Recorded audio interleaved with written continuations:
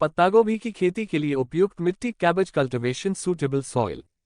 पत्ता गोभी की खेती के लिए पोषक तत्व से भरपूर अच्छी जल निकासी वाली भूमि की जरूरत होती है। भूमि ऐसी हो जहां खुली धूप आ सके। इसके बीजों की बुवाई। तैयार पौधों की रोपाई करने से पहले खेत को अच्छी तरह से तैयार कर ले। पत्ता गोभी की खेती के लिए नम और 6 से 8 pH मान वाली भूमि हो। पत्ता गोभी के खेत की तैयारी। Cabbage field preparation. पत्ता गोभी की फसल लगाने से पहले किसान भाई खेत को अच्छी तरह से तैयार कर ले।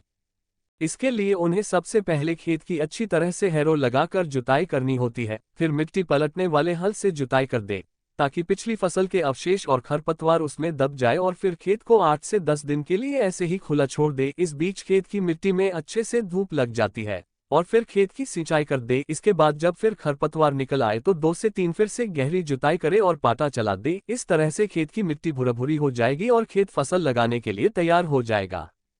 पत्ता गोभी के पौधों को लगाने का समय और तरीका। Cabbage plants planting timing and method.